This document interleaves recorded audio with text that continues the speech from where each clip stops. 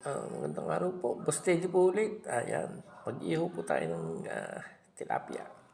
Magkape muna po tayo. Yan, may natira tayo ng isang sandwich. Yan.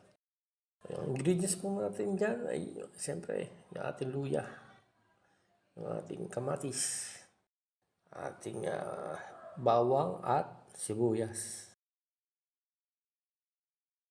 Simulan na po natin. Iwain po muna natin itong ating sibuyas. Yan. Maliliit lang po ang hiwa natin sa sibuyas, bawang at saka luya. Maliliit lang po siya kasi ang tendency po natin dyan ay ipapalaman po natin doon sa ating tilapia. Napakat ko na po siya doon sa ating sa mag-isda.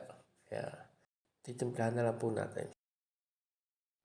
Sunod naman po natin itong ating kamatis. Mga 3 din po muna. Wala lang po natin ang mga maliliit lang din. Kaya, patapos na po tayo sa ating pangalawang ingredients. Ating kamatis.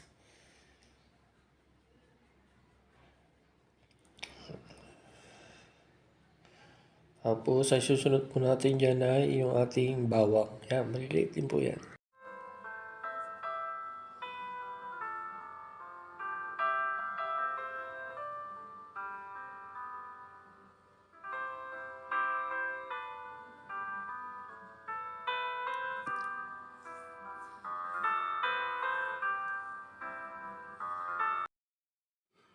Ayan, last ingredients na po tayo, yung ating luya.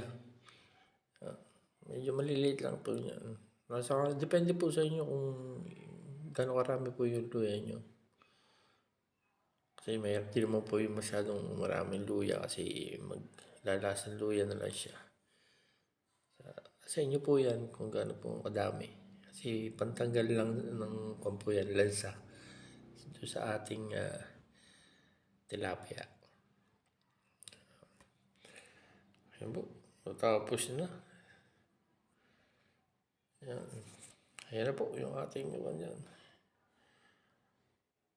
ingredients. Main ingredients po yan. Sunod po natin gagawin dyan ay paghahalu-haluin na lang po natin. Yan. Kaya po yan. Halo-halo lang po sila. Tapos lagyan natin ng kaunting paminta. Lagyan natin ng patis. Sa inyo po kung lalagay kayo ng betchin o pampasarap, magic sarap o depende po yan. Ayan, atin na pong palamanan ang ating mga tilapia. Ayan. Yan po yan. Papabasic. Tapos ihawin na po natin. Ayan. Ito na po yung pinakaipapabaga. Madali na lang po yan. Ayan. Yan lang po yan. Ang ating luto ng dalawa. May natitira pa. Malipito po yan. So may 5 pa. Maraming po salamat sa panonood. Yan po. Pinasailan mo na sa ating mga konting halaman natin dyan. Ayusin pa po yan. Ayan po. Maraming salamat po sa panonood. Ayan.